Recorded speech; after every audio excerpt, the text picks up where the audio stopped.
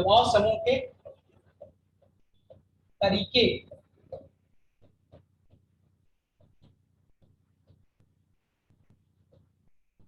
और रणनीति। ये जितने भी दबाव दबाव समूह हैं उनके क्या तरीके हैं, उनकी रणनीति क्या होती है, वो किस प्रकार कार्य करते हैं। दबाव समूह विभिन्न स्तर पर राज्य द्वारा जो नीतियां बनाई जाती हैं, राज्य द्वारा जो पॉलिसीज बनाई जाती हैं, उसको प्रभावित करती है। यानी दबाव समूह विभिन्न स्तरों पर राज्य द्वारा निर्मित दबाव समूह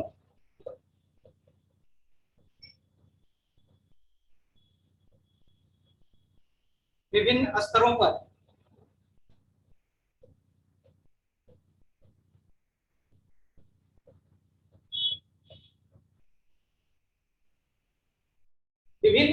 पर राज्य द्वारा निर्मित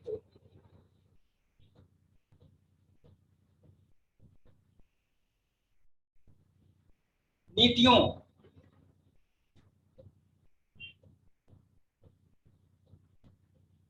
को प्रभावित करते हैं।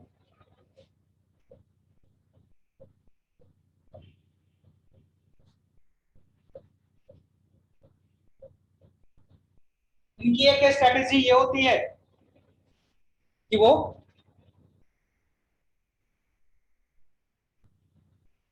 राज्य द्वारा जो पॉलिसीज बनाई जाती है, राज्य द्वारा जो पॉलिसी इंप्लीमेंट की जाती है, उसको ये प्रभावित करता है, नीतियों को प्रभावित करता है। दबाव समूह दलीय एवं विधायी माध्यम से, दबाव समूह दलीय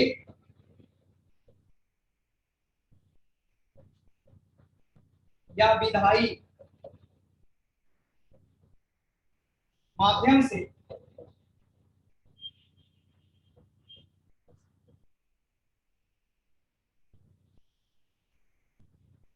अनौपचारिक रूप से, विधायी माध्यम से अनौपचारिक रूप से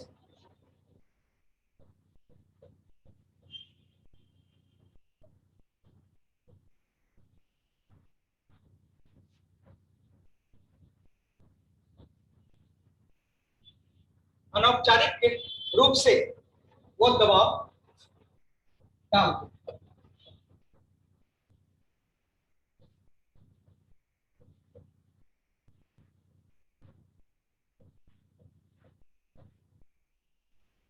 यानी इनफॉर्मल तरीके से वो दबाव बनाते हैं। अब दबाव समूह की क्या भूमिका होती है, इस दबाव समूह का रोल क्या होता है। तो सबसे पहले दबाव समूह की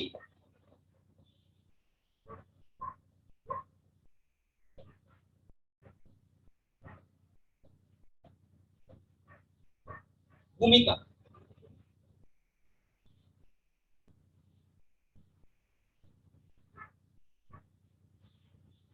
दबाव समूह की अगर भूमिका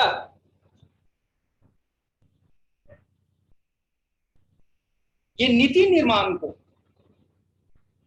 यानी सरकार द्वारा जो नीतियां बनाई जाती है, नीति निर्माण को प्रभावित करते हैं।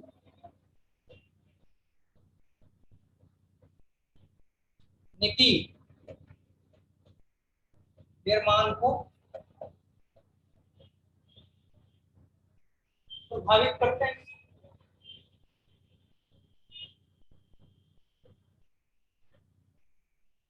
नीति निर्माण को प्रभावित अभी अगर जैसे किसान आंदोलन, किसानों के लिए जो नीतियां बनाई गई उसको बदलने के लिए दबाव बना रहे, उसे वापस लेने के लिए दबाव बनाता है। यानी नीति निर्माण पर भी इनका दबाव होता है, इसलिए नीति निर्माण को प्रभावित करता है, नीति निर्माण को ये इफेक्ट करता है। इसके अतिरिक्त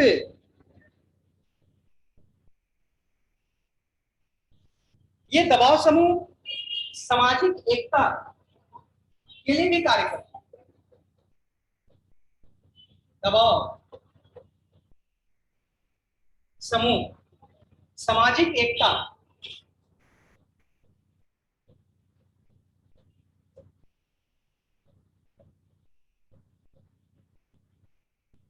एकता के लिए भी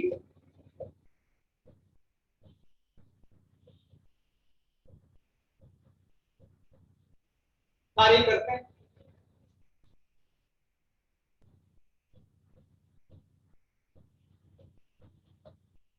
और किसी एक सामाजिक समूह की अभिव्यक्ति का माध्यम किसी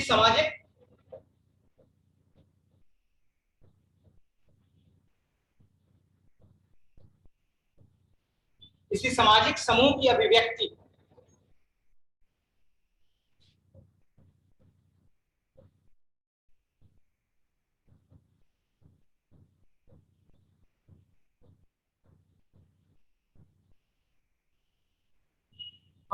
का माध्यम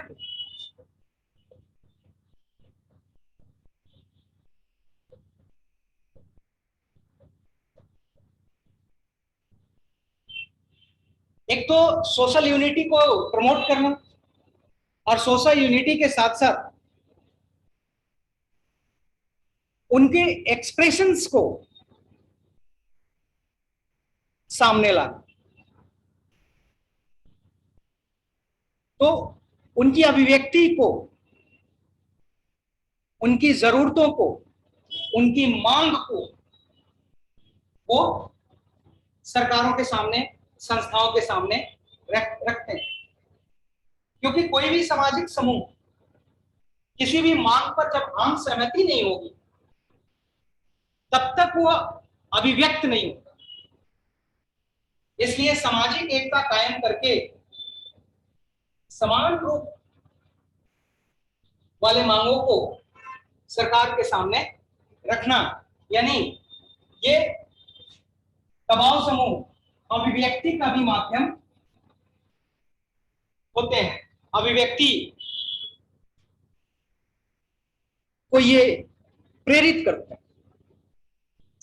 अगर हम अगर इसकी भूमिका में देखें, ये दबाव समूह अपनी पसंद के व्यक्तियों को मंत्रिमंडल में या विधानमंडल में व्यक्तियों को विधानमंडल में चुने जाने का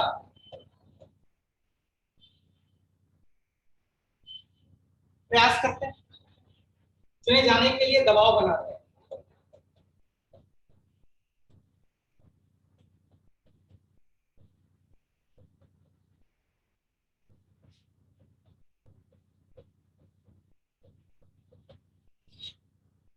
विधानमंडल में चुने जाने के लिए दबाव बनाते हैं, यहां तक कि मंत्रिमंडल में भी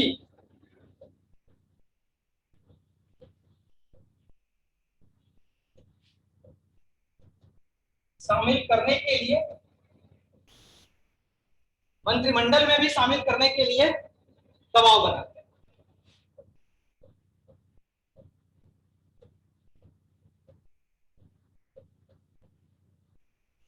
के लिए दबाव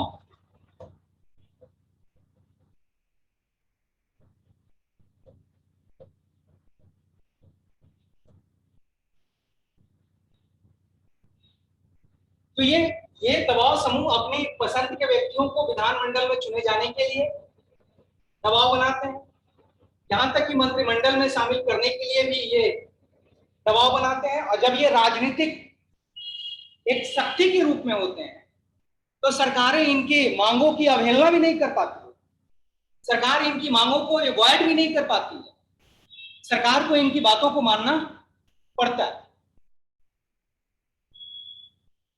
इसके अतिरिक्त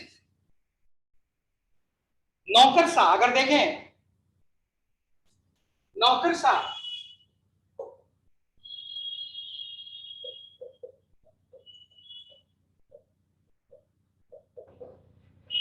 राजनीतिक रूप से तटस्थ होते हैं, यानी न्यूट्रल होते हैं, यानी जितने भी ब्यूरोक्रेट, जितने भी अधिकारी होते हैं वो राजनीतिक रूप से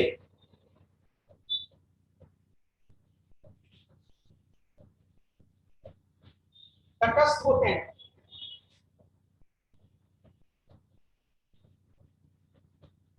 यानी न्यूट्रल होते हैं। वो तो नौकरशाह या तो कानून के प्रति समर्पित होते हैं। तो नौकरशाह राजनीतिक रूप से तटस्थ होते हैं, न्यूट्रल होते हैं। इसलिए दबाव समूह अपने हितों की रक्षा के लिए अच्छी टिप्पणियों द्वारा उन्हें मनाने का प्रयास करते हैं। एक तरफ भारत में दबाव समूह अगर देखें, दूसरी तरफ एक तरफ भारत में दबाव समूह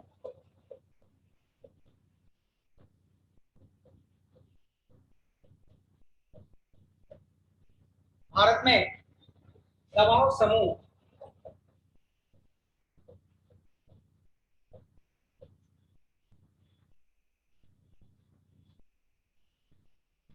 प्रशासन को प्रत्यक्ष रूप से प्रभावित करते हैं।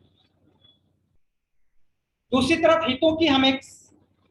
हितों की रक्षा, हितों को हमेशा संयुक्त चैनल से नहीं बताया जा सकता है और न ही दबाव समूह का ये रूप ले पाता है। तो ये एक तरफ से भारत में दबाव समूह प्रत्यक्ष रूप से प्रशासन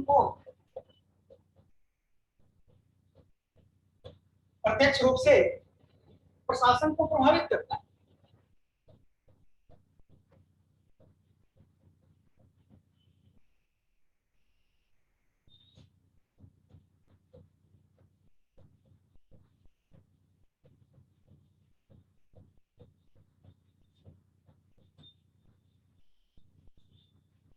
यानी दबाव समूह ये प्रशासन को भी प्रभावित करता है। इसलिए अगर देखें तो ये दबाव समूह लोकतांत्रिक व्यवस्था का एक अनिवार्य अंग है। दबाव समूह यानी प्रेशर ग्रुप लोकतांत्रिक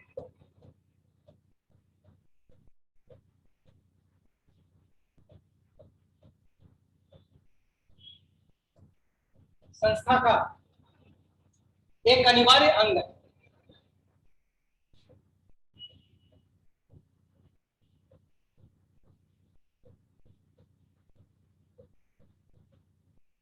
एक इंपॉर्टेंट ऑर्गन है ये।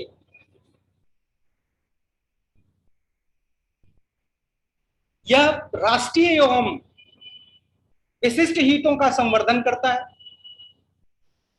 यह राष्ट्रीय एवं विशिष्ट हितों का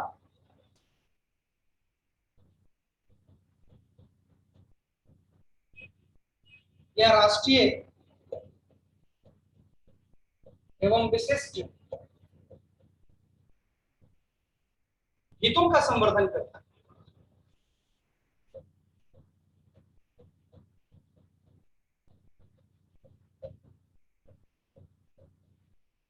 संवर्धन करता है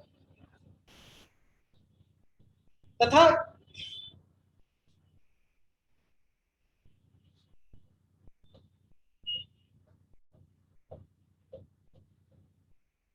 ये सरकार एवं लोगों के बीच तथा सरकार एवं लोगों के बीच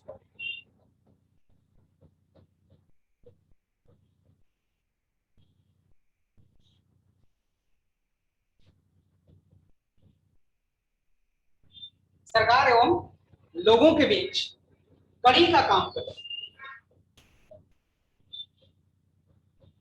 कड़ी का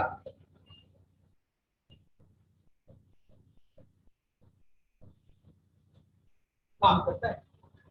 तो ये एक तो ये लोकतांत्रिक संस्था का अनिवार्य अंग है, यानी प्रेशर ग्रुप होना चाहिए। यह राष्ट्रीय और विशिष्ट हितों का संवर्धन भी करता है। इसके साथ साथ यह सरकार एवं लोगों के बीच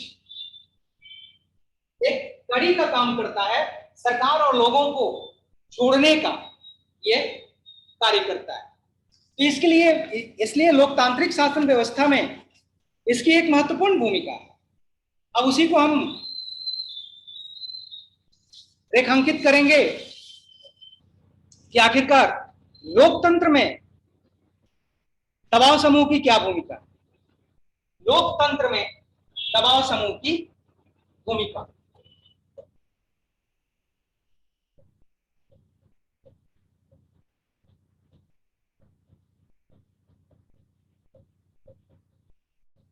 दबाव समूह की भूमिका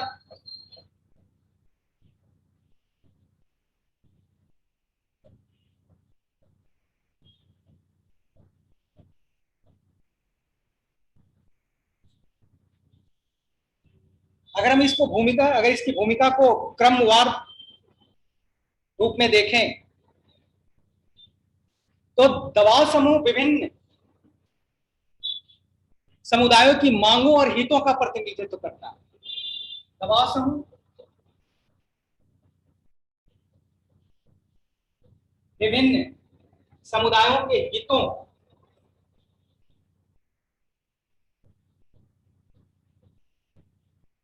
विभिन्न समुदायों के हितों विभिन्न समुदायों के हितों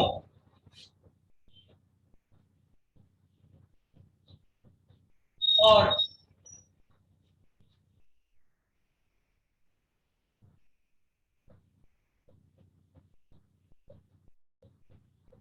मांगों का प्रतिनिधित्व करता है।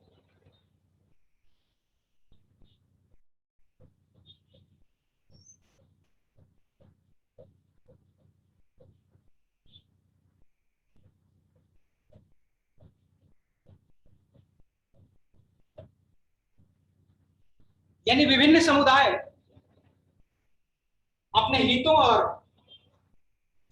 जो उनकी मांग होती है वो इस दबाव समूह के माध्यम से ही सरकार के सामने रख पाते हैं।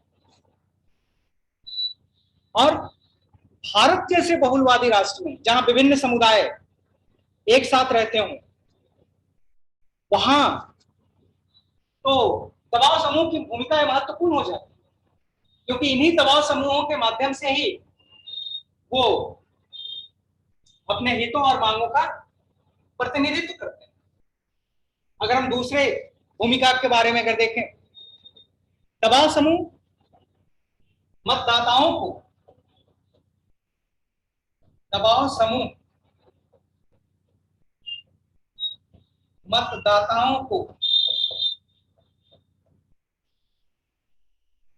शिक्षित और सूचित भी करते हैं।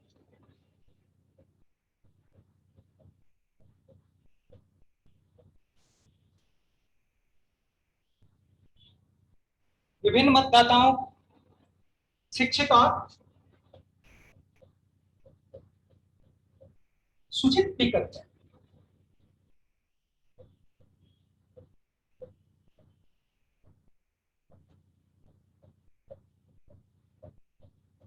इससे क्या होता है, राजनीतिक शिक्षा को प्रोत्साहन मिलता है, यानी पॉलिटिकल अवेयरनेस, यानी राजनीतिक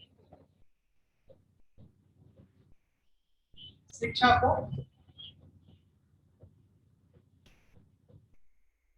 प्रोत्साहन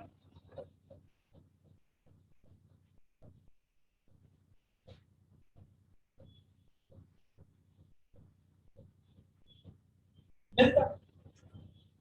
ये दबाव समूह के माध्यम से ये संभव है कि मतदाताओं को शिक्षित किया जाए, उन्हें सूचित किया जाए, जिससे राजनीतिक शिक्षा को बढ़ावा मिल सके। लोकतांत्रिक शासन व्यवस्था को मजबूत बनाए रखने के लिए सामाजिक परिवर्तन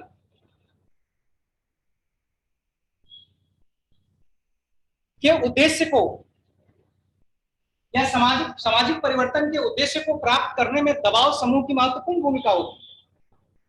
यानी सामाजिक परिवर्तन का भी नेतृत्व करते हैं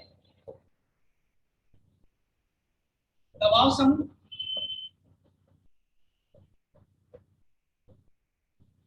सामाजिक परिवर्तन यानी सोशल चेंज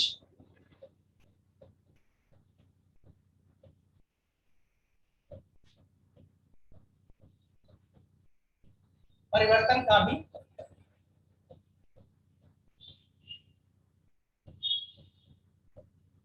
नेतृत्व, सामाजिक परिवर्तन का भी नेतृत्व करते हैं। सामाजिक परिवर्तन एक निरंतर चलने वाली प्रक्रिया है, क्योंकि कभी भी कोई भी समाज जड़ की अवस्था में लंबे समय तक नहीं रह सकता, इसलिए उसमें परिवर्तन आवश्यक होता है।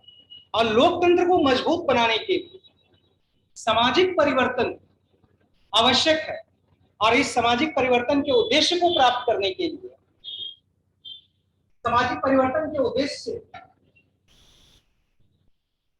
तक पहुंचने के लिए दबाव समूह आवश्यक होता है। दबाव समूह की इसमें महत्वपूर्ण भूमिका होती है।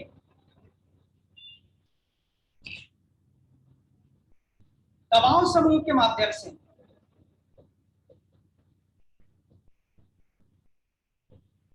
दबाव समूह के माध्यम से ही नीति निर्माताओं को पता चल पाता है,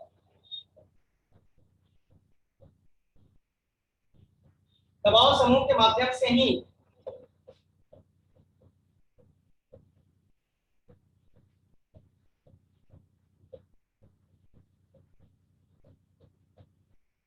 नीति निर्माताओं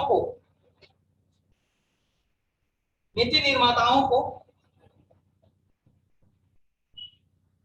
पता चल पाता है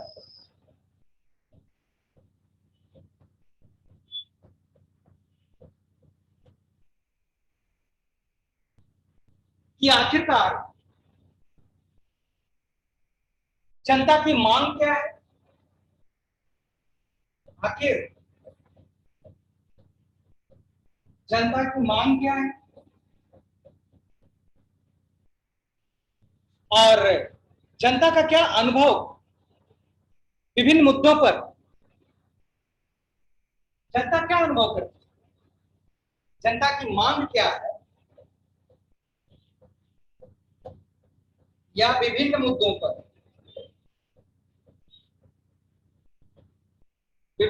पर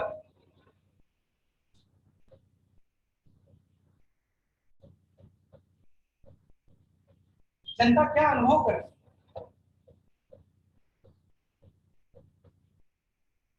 जनता क्या अनुभव,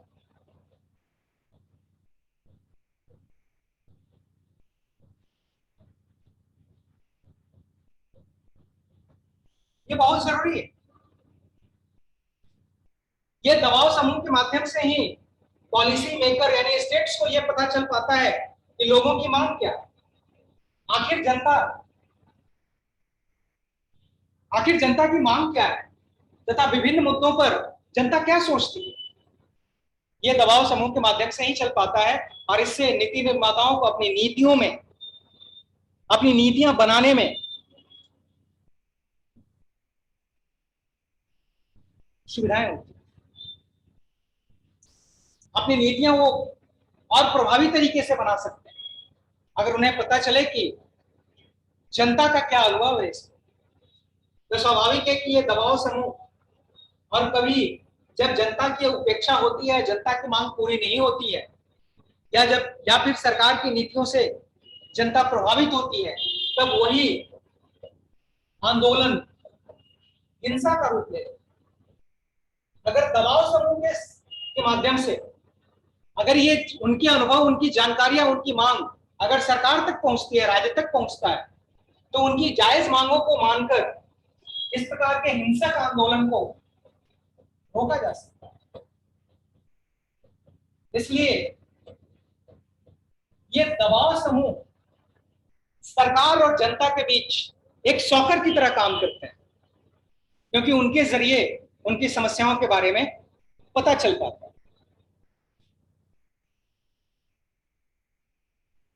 नेक्स्ट पॉइंट की तरफ अगर हम बढ़ते हैं, तो आदिवासी यानी जनजाति, आदिवासी समूहों के माध्यम से जो आदिवासियों के जनजातीय समूह बने, जिन्होंने दबाव समूह की तरह काम किया, जनजातियों के शोषण के खिलाफ, यानी किस प्रकार जनजातियों का शोषण होता है, उनके शोषण के संबंध में जानकारी, यानी जनजातियों के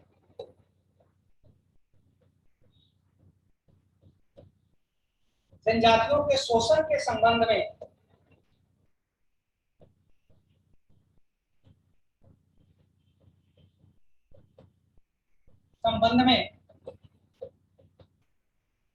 जानकारी इन दबाव समूहों के माध्यम से पता चला।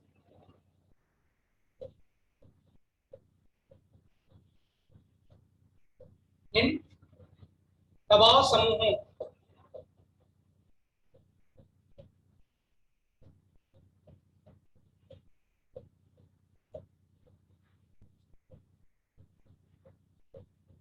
माध्यम से पता चला।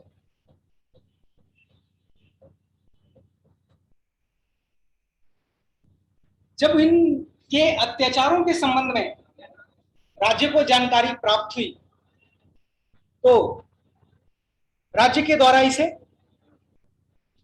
दूर करने का प्रयास किया। उनके अत्याचारों को खत्म करने के लिए, उनके ऊपर होने वाले अत्याचारों को रोकने के लिए सरकार ने नीतियां बनाई।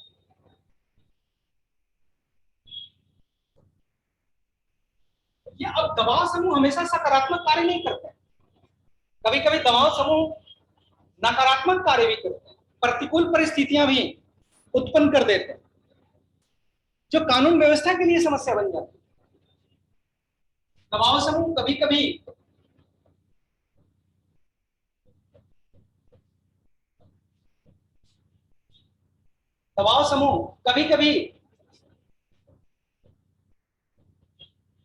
प्रतिकूल परिस्थितियां भी उत्पन्न कर देते हैं।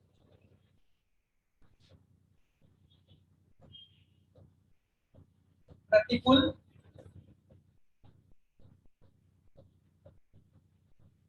परिस्थितियां भी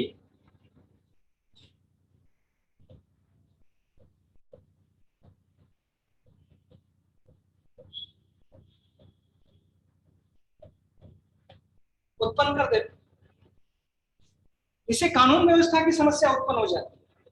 तो ये दबाव समूह हमेशा अनुकूल ही नहीं होते हैं, बल्कि प्रतिकूल कार्य भी ये करते हैं, जो कहीं ना कहीं देश को तोड़ने वाला हो सकता है, देश की एकता और अखंडता को प्रभावित होने वाला हो सकता है, देश की कानून व्यवस्था के लिए एक चुनौती हो सकता है। अब जैसे उग्रवादी संगठन, अगर मान लें कि उग्रवादी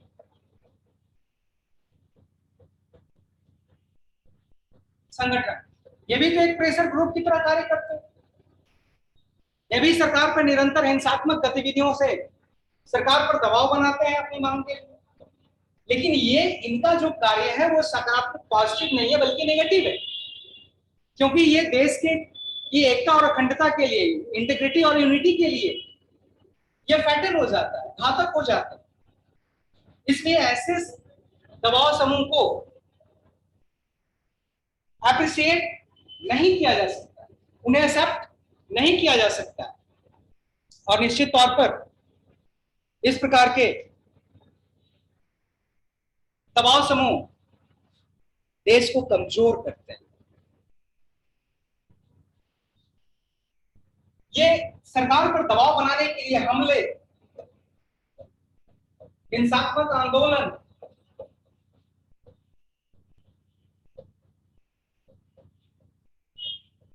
जैसे कार्य करते हैं। ये हमले, हिंसात्मक आंदोलन, ये सारे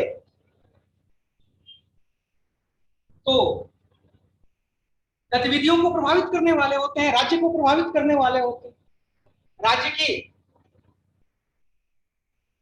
कानून व्यवस्था को ये प्रभावित करने वाले होते हैं, इसलिए कभी भी इनको एप्रिसिएट नहीं किया जा सकता है। इसके अतिरिक्त तालाबंदी, हड़ताल, अनावश्यक गैर जरूरी हड़ताल को ये प्रोत्साहित करते हैं। कभी कभी ये दबाव समूह विकास विरोधी भी होते हैं। ये दबाव समूह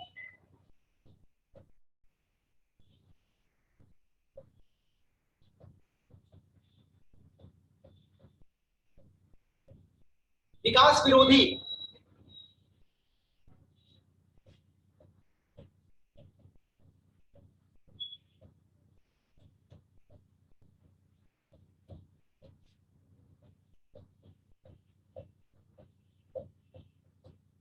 ये विकास विरोधी भी होते हैं। जैसे अगर कुडनकुलम परमाणु परियोजना मद्रास में स्थापित की जा रही,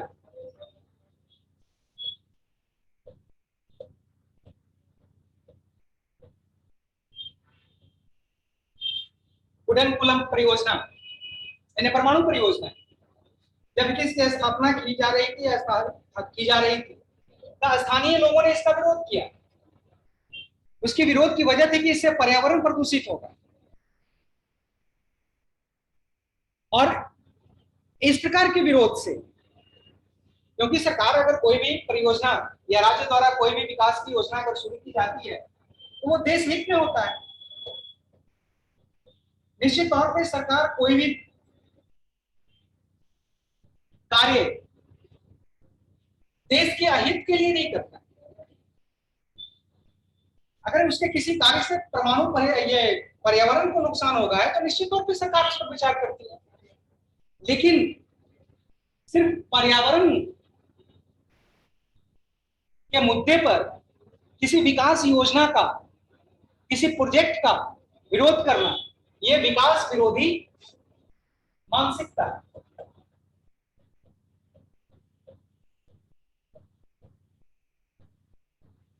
निश्चित तौर पर कई बार डैम बनाने से या फिर अन्य कई प्रोजेक्ट शुरू करने से पर्यावरण को नुकसान होता है, इसका इनकार नहीं किया जा सकता है।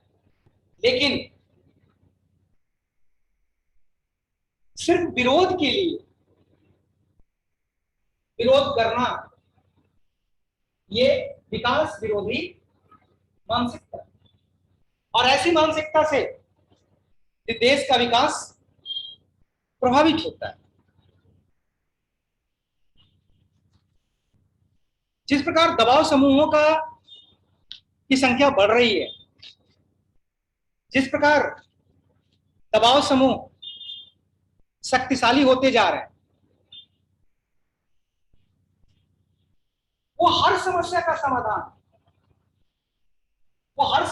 समाधान सड़क पर ही करना चाहते हैं। क्या हर समस्या का समाधान सड़क पर संभव है? क्या हर समस्या के समाधान के लिए आंदोलन की जरूरत है?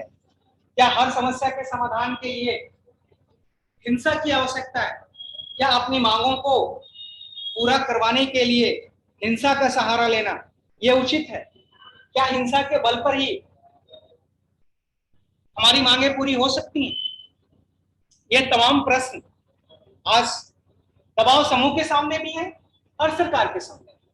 आखिरकार दबाव समूहों को ये मौका, ये अवसर क्यों मिलता है कि वो सरकार के खिलाफ आवाज उठाएं, सरकार देश विरोधी गतिविधियों में शामिल हो जाते हैं, जिससे देश की एकता और अखंडता प्रभावित होती है। इसलिए निश्चित तौर पर अगर हम कंक्लूजन के तौर पर अगर देखें तो दबाव समूह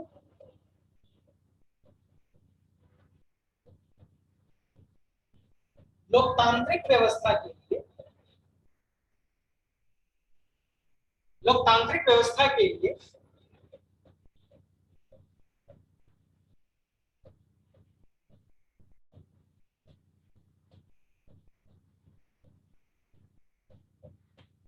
के लिए आवश्यक है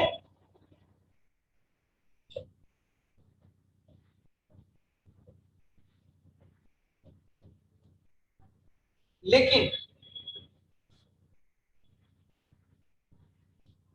दबाव समूह राष्ट्रीय और विशेष हितों को बढ़ावा दे।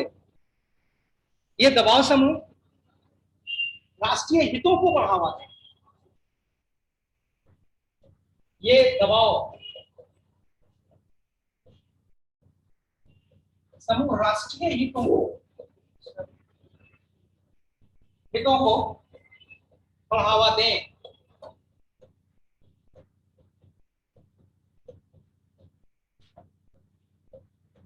तो ये देश के लिए बेहतर, देश के एकता और अखंडता के लिए बेहतर है। देश के अंदर उभरने वाले आक्रोश को नियंत्रित किया जा सकता है। लेकिन अगर ये दबाव समूह एग्रेसिव हो, अपनी जायज और नाजायज मांगों के लिए सरकार पर, राज्य पर दबाव बनाए, विकास विरोधी मानसिकता हो, कानून व्यवस्था की समस्या बन जाए, तो ये दबाव समूह को नियंत्रित करना भी आवश्यक है। दबाव समूह तो नागरिक और सरकार के बीच एक संवाद का माध्यम है और उसे इसी रूप में कार्य करना चाहिए। देश हित, समुदाय हित के रूप में कार्य करना चाहिए, न कि हिंसात्मक गतिविधियों के जरिए, हिंसा के जरिए सरकार पर दबाव बनाकर अपनी मांग को मनवाने की कोशिश करनी चाहिए। इससे देश की एकता और अखंडता प्रभावित होती है। ठीक है, आज का क्लास मैं यहीं कंक्लूड करता हूं।